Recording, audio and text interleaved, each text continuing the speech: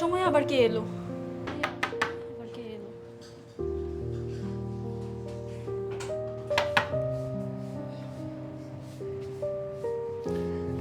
Madam, আপনার একটা parcel ছিল।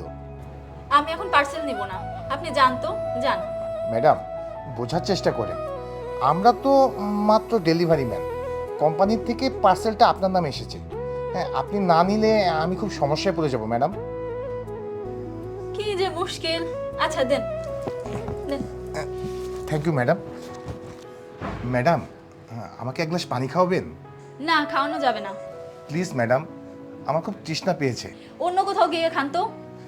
ম্যাডাম, আমাকে এক গ্লাস পানি খাওয়ালে খুবই উপকৃত হতো। আমার না তৃষ্ণায় গলাটা শুকিয়ে গেছে। আচ্ছা ঠিক আছে, দাঁড়ান আনছি। জি ম্যাডাম, ধন্যবাদ।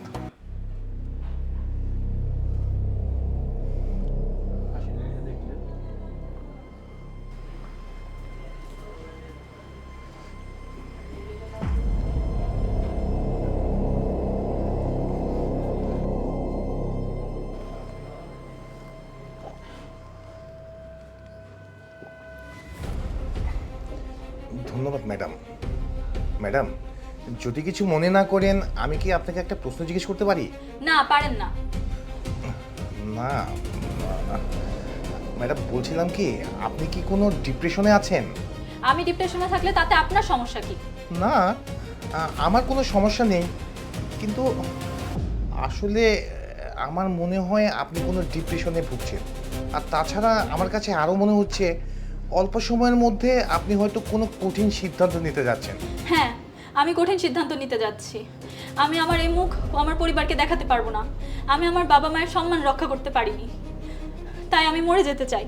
ম্যাডাম, আপনি যদি কথাগুলি বলতেন তাহলে আপনার কাছ থেকে আমি একটা অভিজ্ঞতা অর্জন করতাম, পরবর্তীতে আমিও সংশোধন হয়ে যেতাম। কি ম্যাডাম, বলবেন? আচ্ছা শুনুন তাহলে। জি। বেশ কিছুদিন আগে ফেসবুকে আমার একজনের সাথে পরিচয় হয়। তবে 14ই ফেব্রুয়ারিতে আমরা প্রথম দেখা করতে যাই।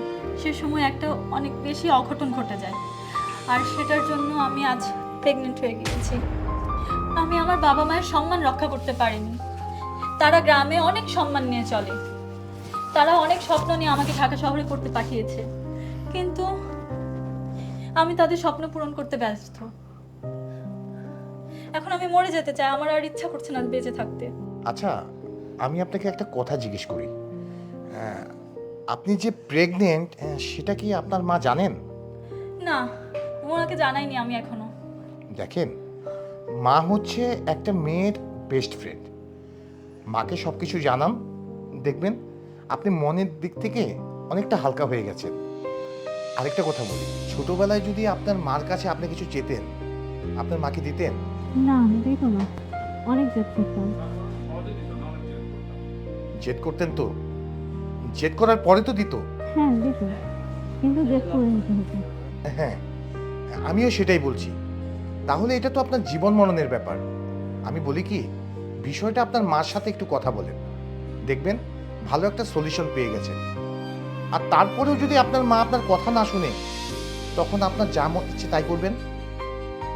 আমি চলে যাব। আচ্ছা ঠিক আছে, আমি বলবো।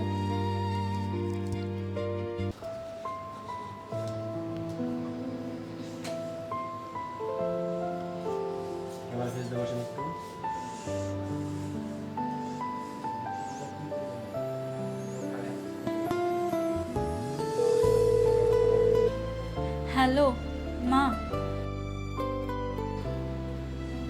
আমি না একটা অনেক বড় ভুল করে ফেলেছি। না মানে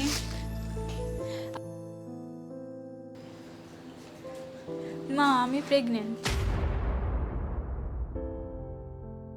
হ্যাঁ মা, আমি একটা বড় ভুল করে ফেলেছি মা।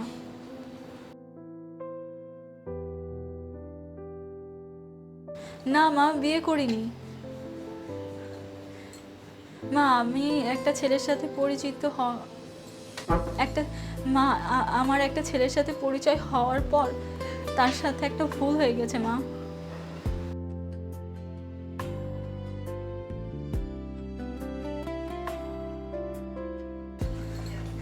আচ্ছা মা, আসো। আচ্ছা ঠিক আছে মা, রাখি তাহলে। আচ্ছা।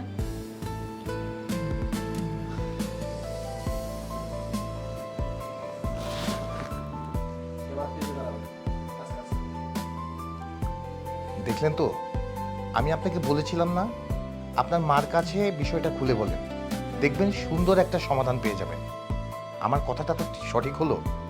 আপনার মাকে বলেছেন কালকেই আপনার মা চলে আসবে, দেখবেন সুন্দর একটা সমাধান হবে। আরেকটা কথা বলি, এই 14ই ফেব্রুয়ারি আমাদের দেশে বা সারা বিশ্বে কেন হয়েছিল জানেন? আমাদের এই 14ই ফেব্রুয়ারিতে ভালোবাসার জন্য অনেক নরনারী প্রাণ দিয়েছেন, কিন্তু দেখেন এখনকার সমাজে এই 14ই ফেব্রুয়ারিকে ঘিরে কত যে নোংরামি হয় সেটা বলার মতো না। আপনি জানলেও অবাক হবেন, বর্তমান সমাজে এই 14ই ফেব্রুয়ারিতে অনেক নারী ধর্ষিত হচ্ছে, যা বলার মতো না। আশা করি আপনি ভালো থাকবেন। আমি তাহলে এখন আসি। আর যাবার আগে একটা জিনিস, সেটা হচ্ছে আপনার মনটা তো সবসময় খারাপ থাকে, জি। আপনি এই জিনিসটা রাখুন, এটা পড়বেন, দেখবেন আপনার মন অনেক ভালো হয়ে গেছে। এটা কি? এটা হচ্ছে কোরআন শরীফ।